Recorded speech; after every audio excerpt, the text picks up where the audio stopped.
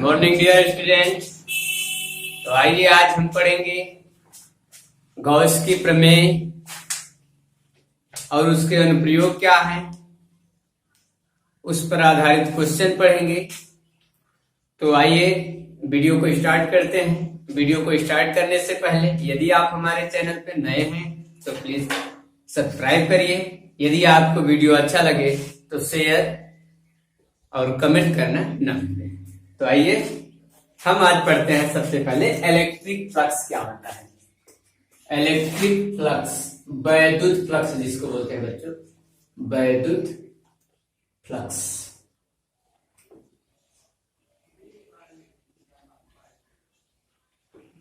वैद्युत flux, electric flux. बच्चों वैद्युत फ्लक्स को जानने से पहले हम थोड़ा सा पढ़ेंगे कि क्षेत्रफल वेक्टर क्या होता है। क्षेत्रफल तो आपने पढ़ा है, आज हम जानेंगे कि क्षेत्रफल वेक्टर क्या होता है। वैद्युत फ्लक्स बच्चों ये जो होता है इसको फाई से डिनोट किया जाता है। फाई गोला बना करके बीच में खड़ी फाई से प्रदर्शित किया जाता है। तो आइए देखते हैं क्षेत्रफल वेक्टर क्या होता है। क्षेत्रफल वेक्टर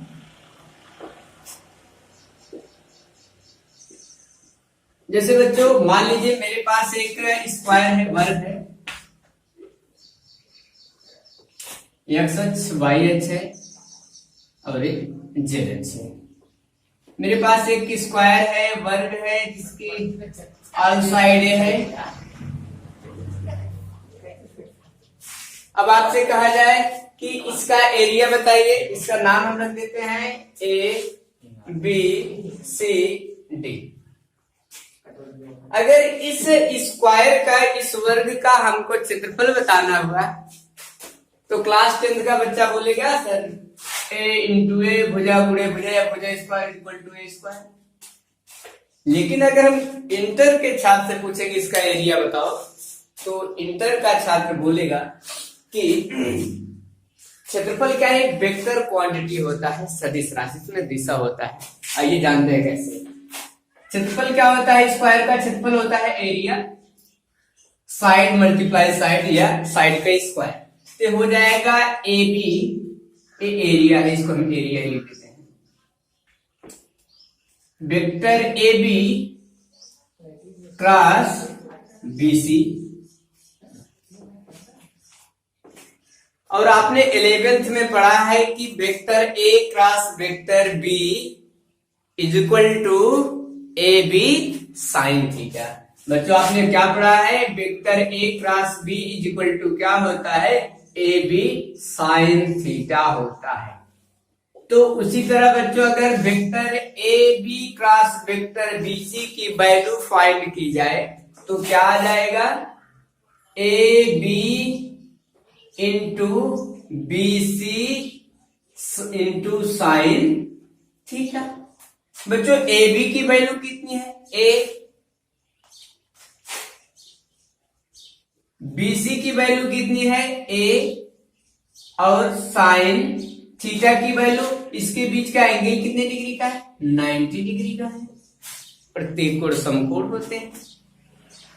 तो यहां से साइन 90 बच्चों, साइन 90 की जो वैल्यू होती है एक, तो एक हो गया इंटू आ जाएगा ए इंटू ए, अर्थात क्या आ जाएगा ए स्क्वायर। मेरा कहने का मतलब है कि क्षेत्रफल वेक्टर एक सदिश राशि होती है, इसका भी एक डायरेक्शन होता है। बच्चों ध्यान दो, अगर ये वेक्टर क्वांटिटी है, सदिश राशि है, तो इसका एक डायरेक्शन होगा, दिशा होगा।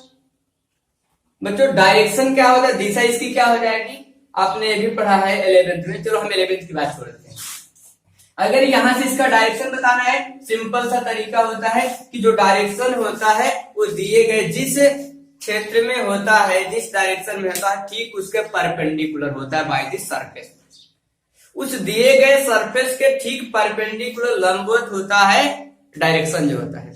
तो बच्चों एक ही अक्ष पर है, एक्स अक्ष पर और वाई अक्ष पे, तो इसका जो डायरेक्शन होगा किधर होगा, जेड अक्ष पर होगा। ध्यान देना बच्चों। और आपने पढ़ा है कि एक्स अक्ष की दिशा में जो एकांक वेक्टर होता है उसको हम बोलते हैं आई है और वाई अक्ष की डायरेक्शन में जो होता है उसको हम क्या बोलते हैं जे, और जेड अक्ष की डायरेक्शन में जो होता है उसको क्या बोलते हैं के कैप बोलते हैं। तो अगर ये जो हमारा प्लेन है एक्स और वाई अक्ष पर है तो इसका जो डायरेक्शन होगा इस सरफेस का उसके किसके अकॉर्डिंग होगा, जेड अक्ष के थ्रू होगा। तो यहां से हो जाएगा कि जे जेड का सॉरी जेड अक्ष की दिशा में क्या है के है, तो हो जाएगा ठीक है, क्योंकि एक्स वाई जेड ये तीनों प्लेन एक दूसरे क्या होते हैं परपेंडिकुलर होते हैं। अगर बच्चों यही जो प्लेन है, सपोज करिए एक फिगर और बनाते हैं, मान लीजिए आपसे कहा जाए, हाँ एक चीज बच्चों ये भी ध्यान दो, ये जो आपका डायरेक्शन हुआ ये आपका अपवर्ड्स मतलब बाहर की तरफ भी हो सकता है और अंदर की तरफ भी इसका डायरेक्शन हो सकता है। मतलब आप ऐसा लिखो या इसको ऐसा लिख सकते हैं ए स्क्वायर माइनस के कैलकुलेशन, वो दोनों सही है। एक एग्जांपल और देखते हैं, मान लीजिए एक्स अक्ष वाई अक्ष जेड अक्ष, यहाँ पे मेरे पास एक रिंग है, इसकी जो रेडियस है बच्चों आर है। आपसे कहा जाए कि इसका क्षेत्रफल क्या होगा, तो रिंग किस आकार की होती है बच्चों, वृत्त के आकार की होती है, सर्किल के आकार की। और सर्किल का जो एरिया होता है बच्चों क्या होता है पाई आर स्क्वायर, रेडियस आर है आर स्क्वायर। इसका डायरेक्शन बच्चों क्या होगा, इस क्षेत्र में है एक्स और जेड के क्षेत्र में है, तो डायरेक्शन इसका किधर होगा, ऊपर या बाहर, किस दिशा में, वाई की दिशा में। और वाई की दिशा में बच्चों आपका एक आंसर होता है जे के, तो यहाँ से क्या हो जाएगा जे के आर, इसको हम लिख सकते हैं पाई आर स्क्वायर माइनस जे के। बात आ रही समझ में बच्चों? ये जो फार्मूला है, ये जो मतलब हमारा कहने का मतलब है, ये जितने भी सरफेस है अगर 2D डायमेंशन है कहीं उसका क्लोज नहीं है, फिजिक्स में जानते हो बच्चों 2D डायमेंशन का आकृतियां होती हैं उसको हम बोलते हैं ओपन सरफेस बोलते हैं। इसको याद रखिएगा बच्चों कि 2D डायमेंशन के जितने भी शेप होते हैं, आकृतियां होती है, उनको हम ओपन सरफेस बोलते हैं। और अगर हम 3D की बात करें, 3D डायमेंशन की बात करें तो उसको हम बोलते हैं क्या है बच्चों, क्लोज सरफेस बोलते हैं, बंद। तो ये जो आपका रिंग है, स्क्वायर है, ये सब क्या हुए 2D डायमेंशन के, लेकिन इसमें जो हम चर्चा करेंगे 3D की बात करेंगे। 3D मतलब बंद आकृति, जैसे स्फीयर हो जाए, कोन हो जाए, सिलेंडर हो जाए, घनाभ हो जाए, घन हो जाए, तो ये सब क्या है 3D डायमेंशन के हैं। अगर 3D डायमेंशन के हैं, जैसे मान लो बच्चों मेरे पास एक घन है,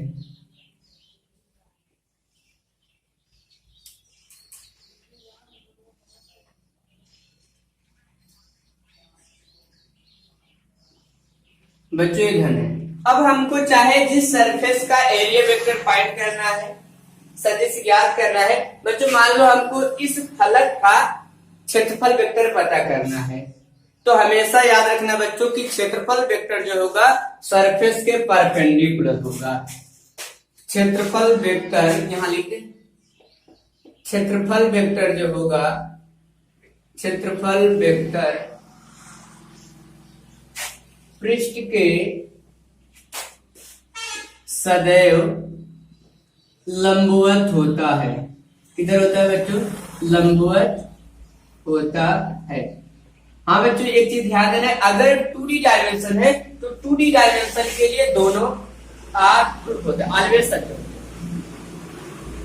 कहने का मतलब चाहे वो अपवर्ड्स भी हो सकता है, इनवर्ड्स भी हो सकता है। अब इसका डायरेक्शन क्षेत्रफल वेक्टर का ऊपर की तरफ भी हो सकता है, नीचे की तरफ भी हो सकता है, ठीक। लेकिन क्या होता है 3D डायमेंशन में, क्लोज सरफेस में क्या होता है कि केवल एक ही डायरेक्शन लिया जाता है बच्चों, बाहर की तरफ का जो डायरेक्शन होता है उसी को लिया जाता है। तो अगर आपसे कहा जाए कि इस फलक का एरिया वेक्टर बताना आपको, उसका डायरेक्शन किधर होगा बच्चों, तो इस फलक के दो डायरेक्शन होंगे, एक अंदर की तरफ एक बाहर की तरफ, लेकिन ये 3D डायमेंशन का है तो 3D डायमेंशन में केवल बाहर की तरफ ही एरिया वेक्टर का डायरेक्शन होगा बच्चों। अगर आपसे कहा जाए इस फलक का, तो इसका ये होगा आपका क्षेत्रफल वेक्टर का डायरेक्शन। इस फलक का कहा जाए बच्चों तो इसका एरिया वेक्टर इधर होगा, इस फलक का कहा जाए बच्चों तो इसका एरिया वेक्टर इस डायरेक्शन में होगा। बात आ रही समझ में? तो मेरा कहने का मतलब है कि क्षेत्रफल वेक्टर क्या है, एक सदिश राशि है। यह जो होगा इसका जो डायरेक्शन होगा हमेशा सरफेस के परपेंडिकुलर होगा। 2D डायमेंशन में है तो उसके दो डायरेक्शन हो सकते हैं, both direction is correct by 2D dimension surface. कहने का मतलब अपवर्ड्स भी हो सकता है, इनवर्ड्स भी, बट 3D डायमेंशन में हमेशा आउटवर्ड होता है बच्चों, बाहर की तरफ ही होता है। एक एग्जांपल और देते हैं, मान लीजिए एक सिलेंडर है, सिलेंडर है बच्चों। अब आपसे कहा जाए कि इस सरफेस का एरिया वेक्टर क्या होगा, तो इस सरफेस का एरिया वेक्टर बच्चों दो होगा, एक तो इनवर्स अंदर की तरफ, एक बाहर की तरफ, लेकिन 3D डायमेंशन में है तो केवल इसका क्षेत्रफल वेक्टर ऊपर की तरफ होगा। इसका बोलेंगे तो ए डायरेक्शन होगा, और इसका बोलेंगे तो इसका डायरेक्शन ये होगा, एरिया वेक्टर का डायरेक्शन। बात आ रही समझ बच्चों? तो इसके बाद अब हम चर्चा करते हैं कि वैद्युत फ्लक्स क्या होता है, इसको मिटा देते। तो याद रखिएगा बच्चों कि क्षेत्रफल वेक्टर एक सदिश क्वांटिटी है, सदिश राशि है। 2D डायमेंशन अगर होगा तो उसका जो एरिया वेक्टर होगा बोथ मतलब आउटवर्ड इनवर्ड दोनों के लिए करेक्ट होगा। 3D डायमेंशन में के लिए हमेशा केवल आउटवर्ड के लिए ही सत्य है। चलिए, अच्छा वैद्युत फ्लक्स क्या होता है जिसको हमने डिनोट किया फाई से। वैद्युत फ्लक्स को जानने से पहले बच्चों पिछले वीडियो में आपको बताया गया है कि इलेक्ट्रिक फील्ड लाइन क्या होती है, वैद्युत बल रेखाएं क्या होती है। उसमें बताया गया था कि वैद्युत बल रेखाएं क्या होती है, काल्पनिक रेखाएं होती हैं जो धनावेश से निकल करके ऋण आवेश पर प्रवेश करती है। वो क्या होती है, काल्पनिक होती थी कि धन आवेश से निकल रही थी और क्यू माइनस वाले पे समाप्त हो जा रही थी। और ये भी उसमें बताया गया बच्चों कि जहां पर वो इलेक्ट्रिक फील्ड लाइन पास होती है, अधिक होती है, वहां पर इलेक्ट्रिक फील्ड बहुत ज्यादा होता है, वैद्युत क्षेत्र अधिक होता है। जहां पर वैद्युत बल रेखाएं कम होती हैं वहां पे वैद्युत क्षेत्र का मान भी क्या होता है, कम होता है। तो आइए पढ़ते हैं कि वैद्युत फ्लक्स क्या होता है। वैद्युत फ्लक्स बच्चों इलेक्ट्रिक फ्लक्स जो होता है उसको फाई से डिनोट किया जाता है। इसकी डेफिनेशन क्या होगी बच्चों, डेफिनेशन हम लिखते हैं, नोट करें। किसी मार्कर भी नहीं कर रहा, किसी बंद पृष्ठ से, किसी बंद पृष्ठ से, बंद पृष्ठ के लंबवत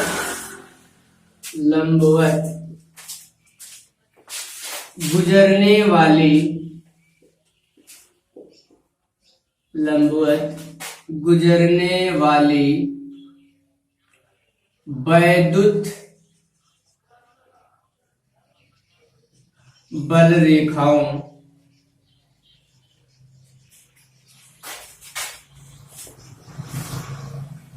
की संख्या को,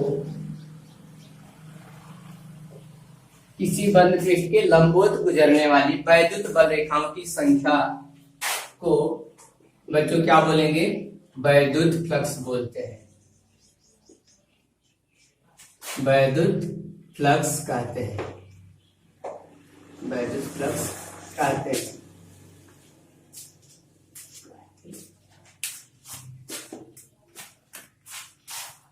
बात आ रही समझ में कि अगर कोई क्लोज सरफेस है, बंद पृष्ठ है, उससे कितनी इलेक्ट्रिक फील्ड लाइन पास कर रही हैं उनकी जो संख्या होगी उसको क्या बोलेंगे बच्चों, वैद्युत फ्लक्स बोलेंगे। सपोज करिए मान लीजिए मेरे पास एक बंद पृष्ठ है, हमने एक बंद पृष्ठ लिया, अब इससे मान लीजिए इलेक्ट्रिक फील्ड लाइन पास कर रही है।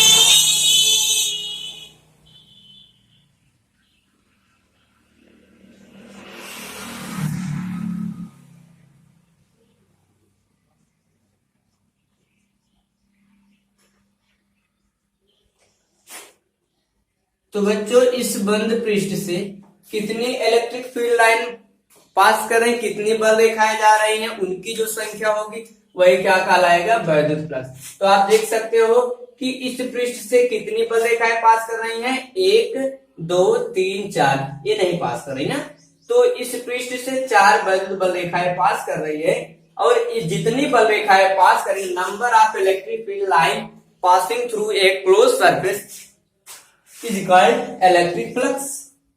इस बंद पृष्ठ से कितनी बल रेखाएं पास करें उनकी जो संख्या है वही विद्युत फ्लक्स कहलाती है। तो इस बंद पृष्ठ से 4 बल रेखाएं डालनी हो, 1 2 3 4, तो यहां से फ्लक्स का मान बच्चों कितना हुआ 4। हमेशा याद रखो कैसे बल रेखाएं, जो इस पृष्ठ के परपेंडिकुलर होके जाए, लंबवत होके जाएंगे। मान लीजिए यहां पे इलेक्ट्रिक फील्ड और अधिक हो जाए बच्चों, अगर इलेक्ट्रिक फील्ड ज्यादा हो जाएगा, विद्युत क्षेत्र ज्यादा हो जाएगा तो बल रेखाएं ज्यादा पास करेंगी, और अगर विद्युत क्षेत्र कम हो जाता तो बल रेखाएं कम पास करती। चलिए एक सरफेस और लेते हैं।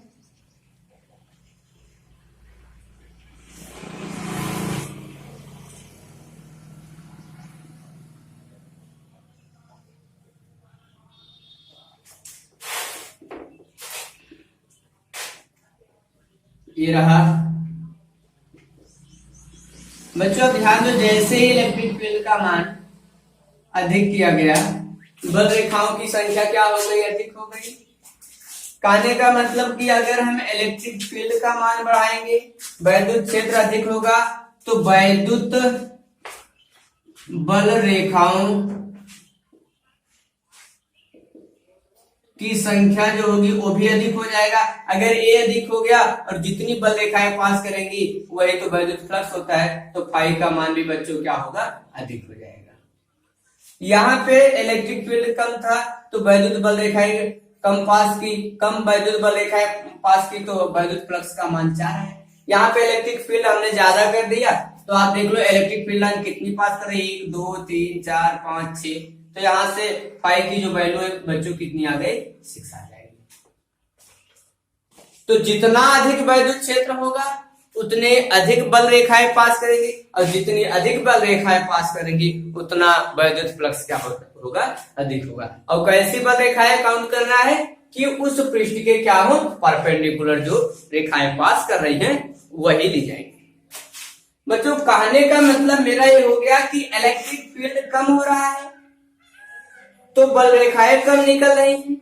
बहुत विशेष ध्यान दीजिए बच्चों कि अगर ई का मान कम हो रहा है, विद्युत क्षेत्र कम हो रहा है, तो बल रेखाएं कम निकल रही, और अगर वैद्युत बल रेखाएं कम निकल रही तो वैद्युत फ्लक्स का मान कम होगा, क्योंकि जितनी फ्लक्स रेखाएं निकलेंगी वही तो उनकी माप ही क्या कहलाएगी, वैद्युत फ्लक्स, नंबर की संख्या। तो अगर वैद्युत क्षेत्र कम है तो बल रेखाएं कम निकलेंगी, बल रेखाएं कम निकलेंगी तो वैद्युत फ्लक्स कम होगा। वैद्युत क्षेत्र अधिक होगा तो बल रेखाएं ज्यादा पास करेंगी और वैद्युत फ्लक्स का मान ज्यादा होगा। तो मेरा कहने का मतलब है कि ये जो फाई है वैद्युत फ्लक्स, ये डिपेंड करता है, ये प्रोपोर्शनल होता है किसके, इलेक्ट्रिक फील्ड के, वैद्युत क्षेत्र के पर निर्भर करता है। वैद्युत क्षेत्र अधिक होगा तो फ्लक्स का मान अधिक होगा। और दूसरा बच्चों किस पर डिपेंड कर रहा है, क्षेत्रफल पर डिपेंड कर रहा है। अगर यहां देखो इसी से आप समझ लो कि इसका एरिया कम था तो विद्युत फ्लक्स बल रेखाएं कम निकली, क्षेत्रफल ज्यादा हो गया बल रेखाएं ज्यादा पास कर रही है। कहने मतलब छोटा सरफेस होगा तो कम बल रेखाएं निकलेंगी, और कम बल रेखाएं निकलेंगी तो विद्युत फ्लक्स का मान कम। बड़ा पृष्ठ होगा, कोई सरफेस होगा तो ज्यादा बल रेखाएं पास करेंगी, और ज्यादा बल रेखाएं पास करेंगी तो विद्युत फ्लक्स का मान क्या होगा बच्चों, ज्यादा होगा। तो यहां से ए फाई किस पर डिपेंड कर रहा है, निर्भर कर रहा है, प्रोपोर्शनल है ए के भी। तो यहां से दैट्स कैन बी रिटन है, जिसको हम इस तरीके से लिख सकते हैं बच्चों, phi is equal to vector E dot A. बच्चों ए होता है इसका फार्मूला। अगर इसको यहां से हम सॉल्व करते हैं, A dot B equal to होता है बच्चों ए बी कॉस थीटा, तो यहां से फाई इज इक्वल टू क्या आ जाएगा, ई ए कॉस थीटा।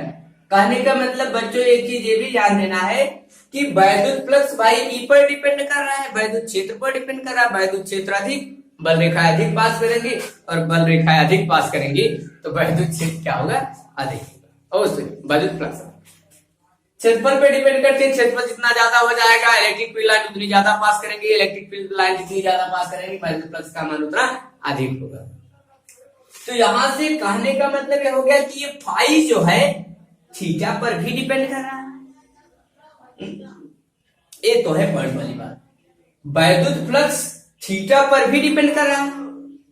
आइए समझते हैं। मान लीजिए एक बंद पृष्ठ है।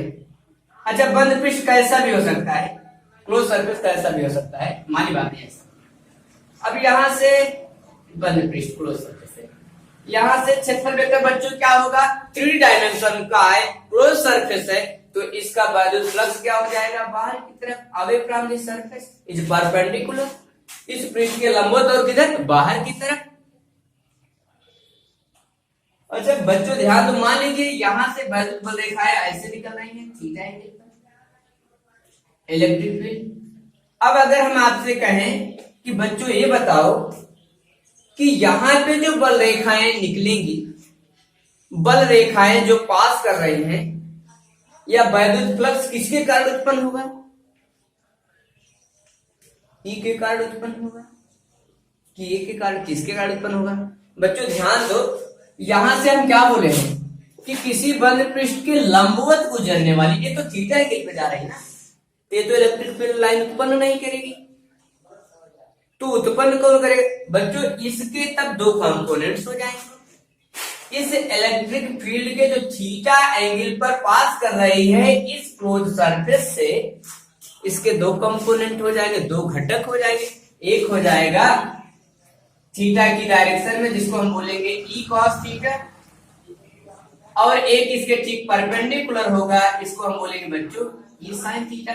तो इस पृष्ठ के लंबवत कौन हुआ, ई कॉस थीटा, ई साइन थीटा क्या उसके समांतर है कि नहीं, तो इस पृष्ठ के लंबवत कौन है, ई कॉस थीटा। तो इलेक्ट्रिक फील्ड कौन उत्पन्न करेगा, यहां देखो किसी बंद पृष्ठ के लंबवत गुजरने वाले, तो इस पृष्ठ के लंबवत कौन हुआ, ई कॉस थीटा। तो कहने का मतलब है कि इलेक्ट्रिक फ्लक्स कौन उत्पन्न करेगा, कौन क्रिएट करेगा, यहाँ से ई कॉस थीटा। तो यहाँ पे थीटा की जो भी वैल्यू है उस पर भी डिपेंड करता है। बस बात आ रही समझ, फील आ गया। अब बच्चों ध्यान देना कि ये थीटा किसके बीच का एंगल है, बहुत ज्यादा कंफ्यूजन बच्चे करते हैं, गलत कर देते हैं। थीटा किसके बीच का एंगल होगा, आप देख लो, area vector and electric field किसके बीच का, क्षेत्रफल वेक्टर,